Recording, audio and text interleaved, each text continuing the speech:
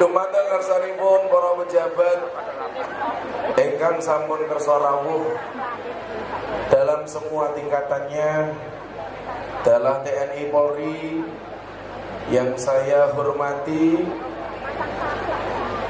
Bapak Ibu kaum muslimin wal muslimat, warga masyarakat Jong Biru ingkang cedhak kalih semampir.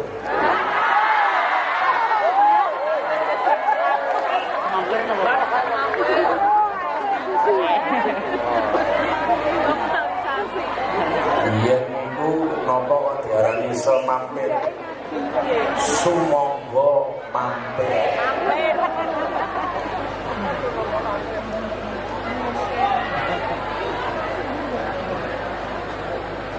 Ingkang rawuh wonten ngaji bareng bersama Gus Dugan.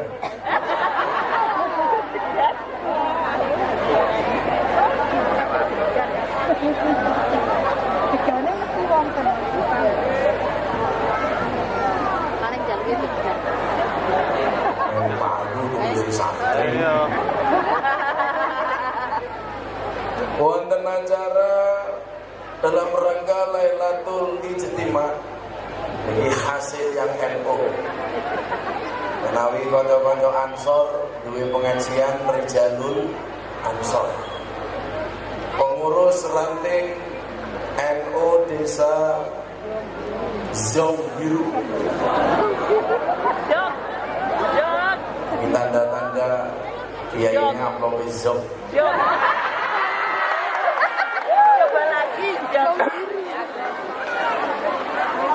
Alhamdulillahirrabbilalamin. Pada kesempatan malam hari ini, atas izin Allah, kekuatan, kesempatan yang diberikan oleh Allah, saya bisa berbagi waktu dengan Bapak Ibu Jong Biru yang saya dari semalam sudah bingung sebenarnya bagi jadwal. Tadi malam saya di Jawa Tengah di 5 kabupaten, selesai baru jam setengah 4. Jam 5 saya sudah harus terbang ke Jakarta. Ada acara Car Free Day bersama para santri dalam rangka menyemarakkan Hari Santri di Kementerian Agama bersama Menteri Agama. Jam 2 baru selesai, ke bandara setengah 4 terbang, landing di Surabaya setengah 6. Belum sempat tidur, mandi sebentar, langsung berangkat. Dan setiap hari aktivitasnya seperti ini. Maka ketika ada orang yang tanya sama saya, vitamin ini nopo Gus? Saya tidak pernah minum vitamin. Saya tidak pernah minum obat. Saya tidak pernah doping. Minuman-minuman kemasan seperti Krating Den, Coca-Cola, Fanta, Sprite, soft drink, soft tech, semuanya. Saya gak jual.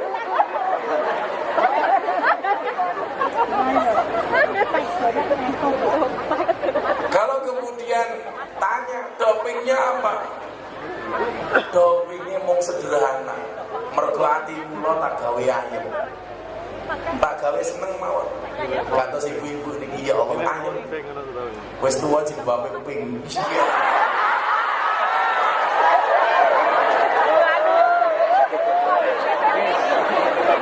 Malah jejer wong telu kaya Ipin Upin.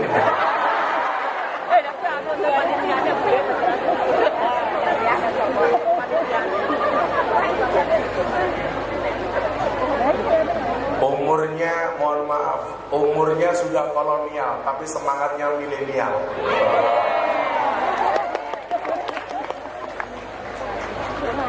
Kalau kemudian saya ditanya, dopingnya apa? Ya rasa senang. Makanya, ketika seseorang itu senang melakukan sebuah aktivitas, secapek apapun, selelah apapun, ketika hatinya senang, nyaman, ya ikhlas. Inilah yang membedakan kita dengan Rasulullah. Rasulullah itu kalau capek istirahatnya sholat. Sementara kalau kita capek istirahatnya tidur. Begitu kita tidur atas nama istirahat gara-gara capek, denger adzan masalah. Nembe turu kok wis teko adzan. Ila siang habis macul capek tidur denger adzan zuhur. Allahu Akbar, Allahu Akbar. Jawabannya apa? Adzan menang. Kenapa demikian? Karena selama ini kita menganggap ibadah itu sebagai masalah. Sementara Kanjeng Nabi Muhammad ibadah sebagai solusi. Jadi punya persoalan apapun, badan secapek apapun, solusinya adalah ibadah. Maka pernah satu ketika Rasulullah itu keluar masuk dari rumahnya. Seperti kita ketahui rumahnya Rasulullah itu tidak besar-besar banget, kecil. Kalau Anda pernah ke Madinah, ke Masjid Nabawi, pasti Anda akan pernah melihat makamnya Rasulullah yang di situ dulu merupakan rumahnya Rasulullah. Mudah-mudahan jamaah Lailatul Ijtimah malam hari ini atas izin Allah semuanya bisa berangkat makam Madinah. Lamun ngamin tok yakin ora mangkat. Keren ya. Bajune NU. Subhanallah, tak dongake mlebu surga. Bajune. Kok wong ya mbuh. Kalau Kanjeng Nabi itu risau, keluar masuk dari rumahnya, bertanya kepada Siti Aisyah, "Ya Humairah," panggilan sayang Rasulullah kepada Siti Aisyah. Kenapa Siti Aisyah dipanggil Ya Humairah? Karena Siti Aisyah itu berkulit putih, dan kalau tersenyum pipinya berwarna merah, seperti merah delima. Siti Aisyah itu wonge wayu, alisnya buntut kalau jungkir, irungin bongkok semende, untune miji timun. Sama dengan ibu-ibu sini, subhanallah, giginya miji timun, neng timun tua terodok gosong, itu gede-gede terkuning-kuning, termasuk si jilbabe pink.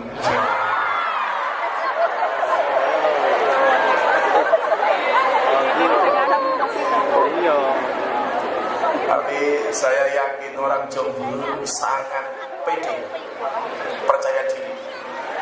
Jilbab pink lu gue ning dhuwur, percaya diri.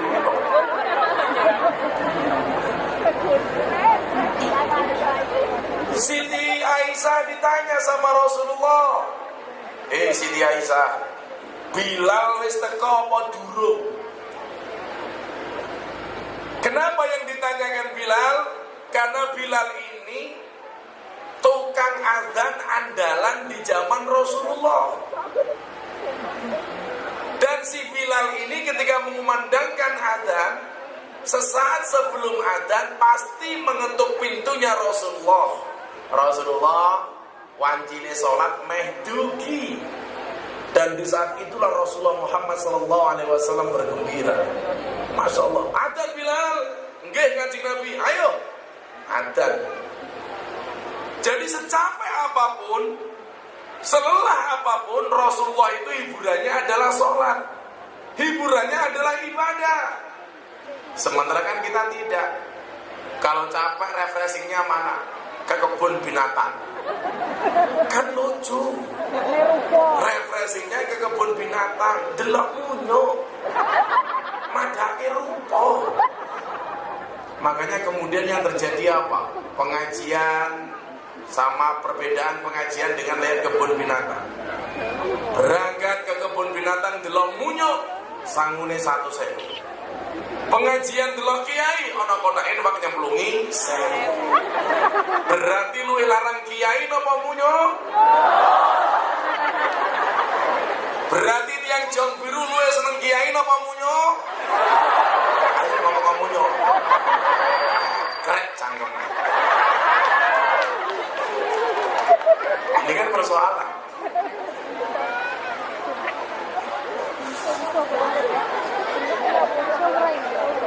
Coba saya mau tanya, munyuk di kebun binatang itu kalau dikasih uang sama pisang pilih mana? Kenapa Munyuk pilih pisang? Karena nggak tahu uang, nggak tahu nilai. Sekarang contohnya saya ganti, kan? Nonton TV sama ngaji pahalanya banyak mana? Tapi kebanyakan kita lebih banyak nonton TV. Kalau nonton TV itu berarti milih pisang apa uang? Pisang. Saya milih pisang mau jenenge. Makanya uang diajak ngaji malah milih nonton TV berarti kancane. Mila para munyuk rahimakumullah.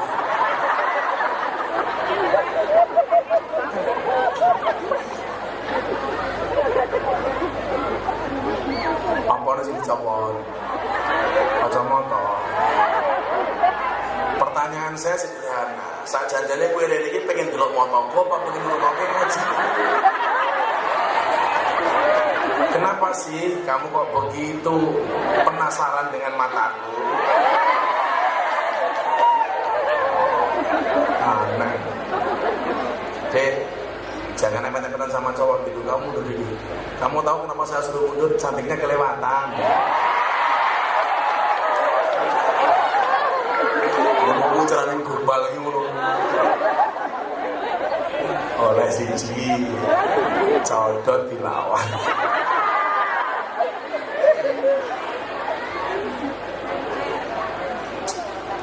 Kamu tahu kan? Bedanya jeruk sama kamu. Tahu kan? Kalau jeruk itu mengandung nutrisi, kamu mengandung anak kita. Ya.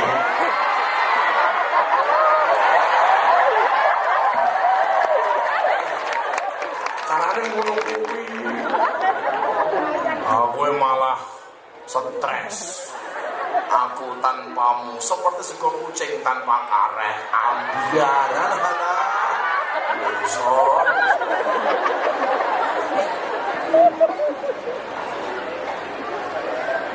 Jadi Kanjeng Nabi itu kalau capek, sakit, lelah, jalan keluar dan solusinya adalah ibadah. Jadi menjadikan ibadah sebagai sebuah solusi.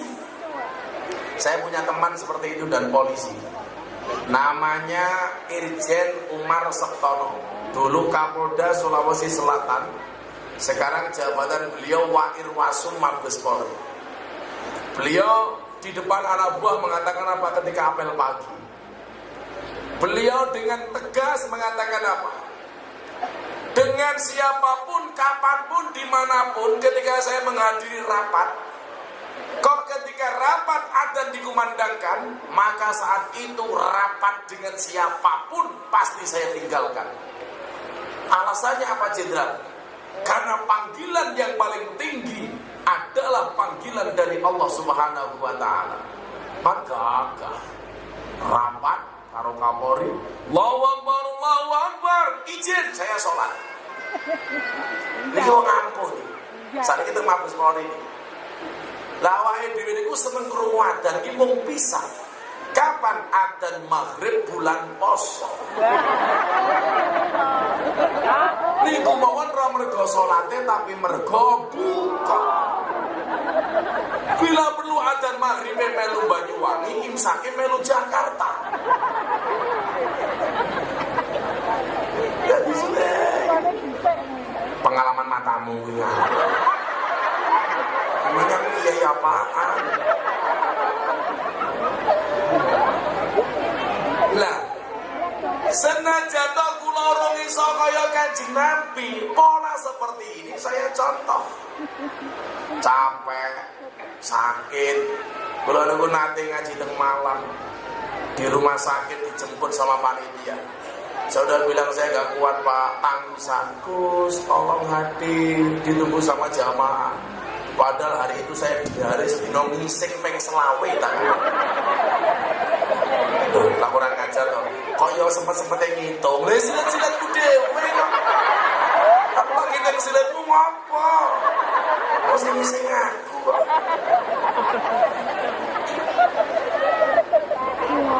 Akhirnya infus saya copot, saya berangkat.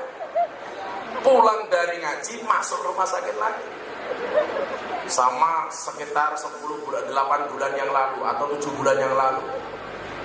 Saya pulang umroh malam gini saya tidur, saya itu mimpi.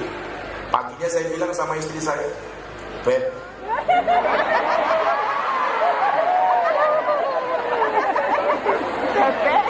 kamu jangan lihat saya gondrong tidak romantis.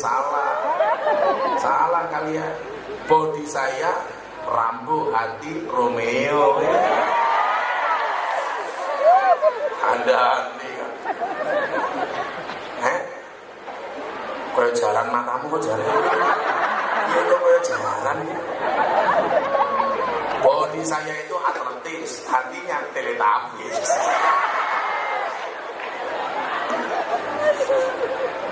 Los, rewel. Saya bilang sama istri saya, kalau semalam Abah mimpi jatuh. Saya malam itu mimpi jatuh. Kamu naksir saya. Tolong jangan berharap. Mencintaiku berat dan dosa.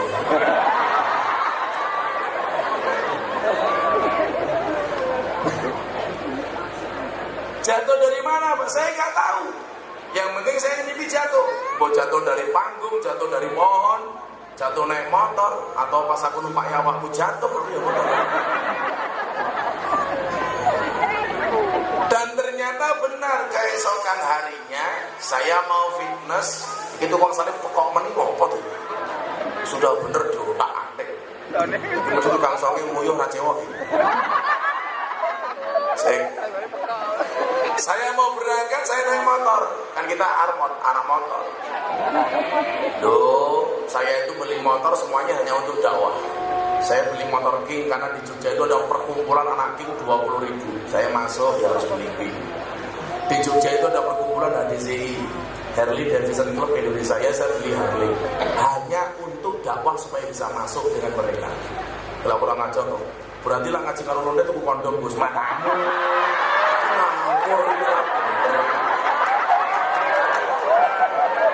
Ya aku tuh mau nopo boy. Sok. Mana ngaji nek Kediri. Untung mbahku ya Kediri. Mbah kula niku lah teng Kediri mriki. Namine Mbah Abdullah Mursad. Abdullah Mursad niku duwe bapak namine Raden Demang. Bapaknya Raden Demang namine Pangeran Demang. Bapaknya Pangeran Demang namine Ratu Jekulo. Bapaknya Ratu Jekulo namine Brawijaya V. Abdullah Mursad duwe anak namine Anom Besari. Anom Besari duwe anak namine Muhammad Besari. Muhammad Besari duwe anak namine Ilyas. Ilyas duwe anak namine Kiai Hasan Besari. Lah kula niku urutan nomor 9 saking Mbah Muhammad Besari. Mbah Muhammad Besari itu makame teng Ponorogo, Anom Besari makame teng Caruban, Abdullah Mursad makame teng Tunggu Kediri. Lah kula ngomong ngoten niku apa? Tapi kula niku lak puja Kesuma putra Jawa kelairan Sumatera. Yen asisten kula niku cetha Indo Pakistan, bapak iblis ibune setan.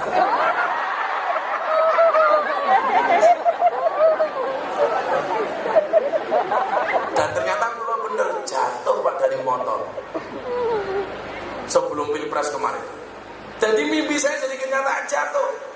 Masuk rumah sakit yang patah 3 lokasi. Kira kula salaman karo jamaah niku trauma. Tinggo. Jadi awak kula niku niki kabeh kebak korek. Wong-wong niku lak salaman ya Allah. Ana sing grawut nyakar. Iki lho. Kabeh iki luka. Apa menawi kita ndoli ya Allah. Anarkis pengajian. Tapi preman teko, awalnya gede-gede banci teko. Kula munggah panggung niku susu kula nyuk ngene. Banci tak kene. Otak bales kok atos. Ternyata Sucipto. Susune lancip diganjel botol.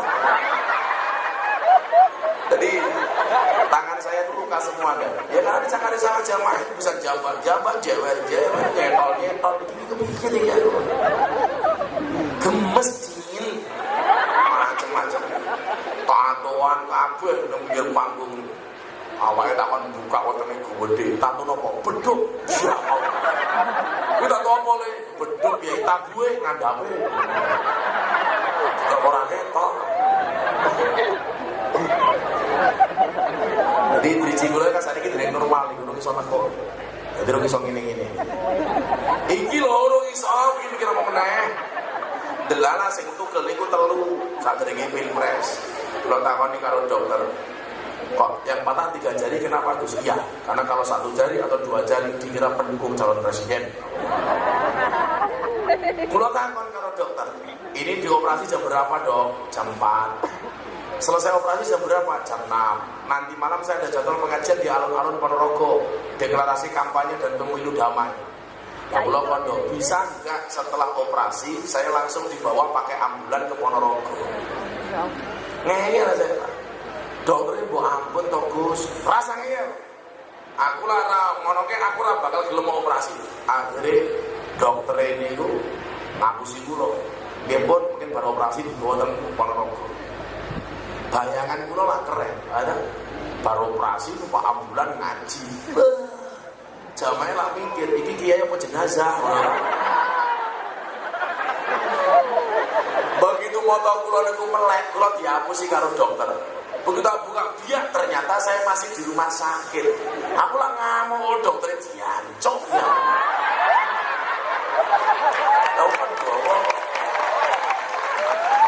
Begitu kula miso, ternyata nopo sing nunggone kula niku Kapolda Jogja, namine Irjen Ahmad Dovir. Tak duding lah, tapi dokter, kowe kurang, Kapolda Rasida. Waktu itu saya ditanya, kenapa toh Gus? Istri saya kan tanya, apa itu kan dia bari ngaji sehari 4-5 tempat luar kota. Sebulan minimal menghadiri pengajian itu di nyuwun sewu 100 sampai 150 tempat tiap bulan. Mbok sekali-kali wong tangane yo loro istirahat nopo? Kula jawab, annasu yamutuna ala ma'asu wa yub'asuna ala ma matu. Manusia itu akan dimatikan sebagaimana kebiasaan dia hidup. Saya punya harapan, kalau saya sakit, saya ngaji, pengen diambil nyawa saya oleh Allah ketika pengajian. Kan keren. Aku ngaji ning Jong Biru moro-moro Israel teko. Mungkin yang masjid, inna lillahi wa inna ilaihi raji'un, telah meninggal dunia dengan tenang saudara takmir masjid.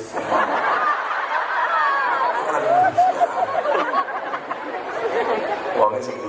Pak Takmir.